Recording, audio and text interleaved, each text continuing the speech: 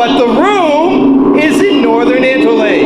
Hi, I'm Matt, and welcome to another edition of Borders on Budgets. On this episode, we are in the Antarctic Museum in Trieste, Italy.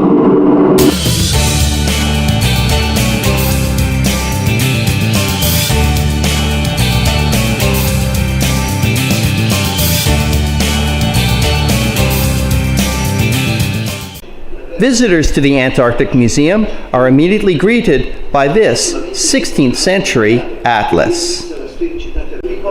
The study of Antarctica, the frozen continent, goes back even to ancient Greek times.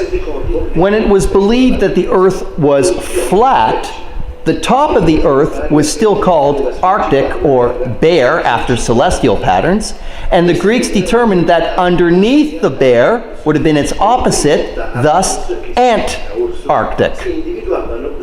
Oh, the question certainly begs to be asked, how did a slice of Antarctica wind up in northern Italy? The museum's curator, Ioanna, explains.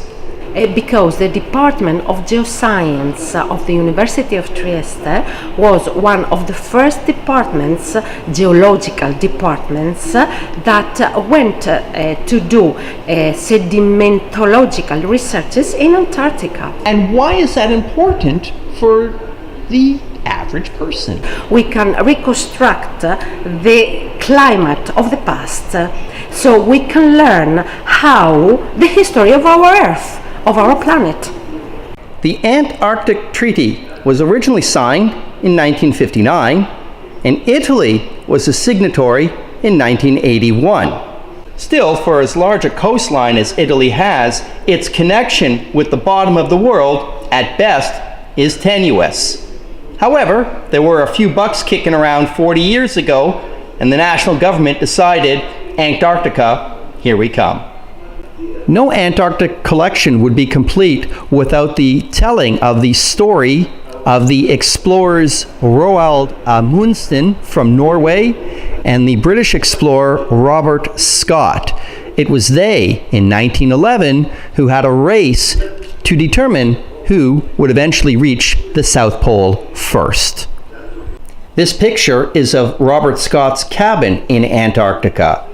The quality of this enlarged photo, and it probably has been reproduced several times over, is astonishing for a picture taken over a century ago. Based on the photograph, the museum has to scale Scott's cabin. Even if the confines are a little tight, and you certainly wouldn't want to be claustrophobic here, you know, it's cozy. And I can assure you, this spot is a whole lot better than several of the hostels I've ever stayed at. Even before Italy became a signatory to the Antarctic Treaty, this country had its first Antarctic expedition in 1975. And on display are numerous objects from that initial trip, including this pair of boots. And even after 40 years and time and tested of the conditions of Antarctica, they remain intact. Meanwhile, my shoes couldn't last 4 months in the Balkans.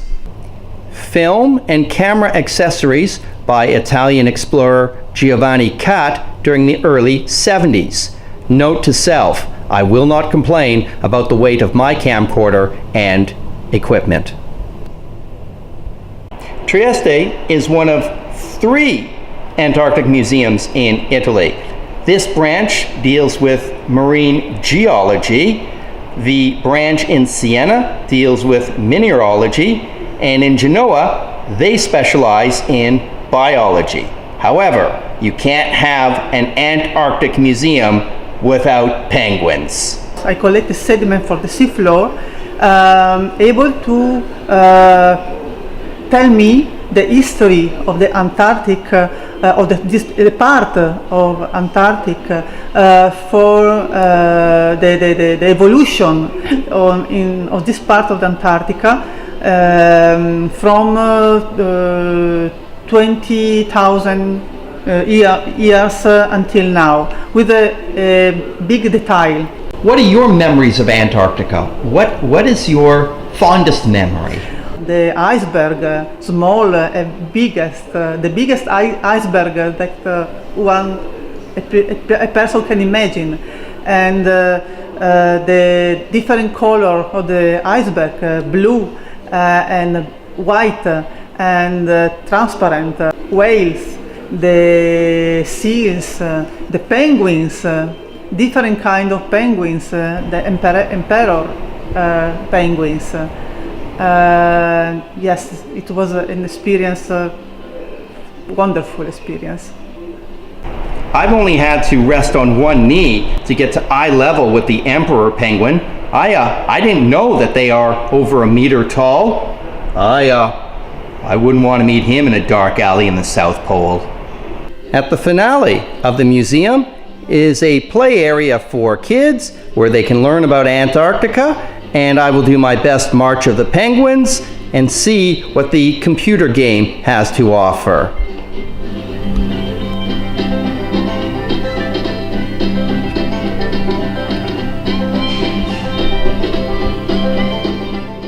Pardon the pun, this will be a cold read in Italian. Buona fortuna. Pregunta una. Cos'è l'Antartide? Un continente coperto di ghiaccio, una discesa di mare gelato. No, I know that one's not right. Il Polo Sud. I like the word un continente. Conferma? Yay! Happy penguin. So, with at least one right on the finale quiz, I think I know when it's time to say goodbye. From the Antarctic Museum in Trieste, Italy, this has been another edition of Borders on Budgets. A reminder, Borders on Budgets, long distance hikes, slices of life, not a lot of money. From Trieste, Italy, thank you for tuning in, and I look forward to seeing you on the next episode.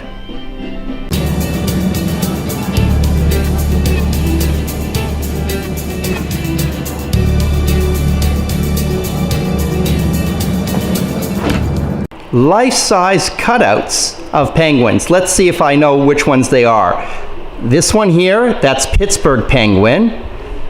This guy, he's Happy Feet penguin. Ooh, and him, he's Kowalski.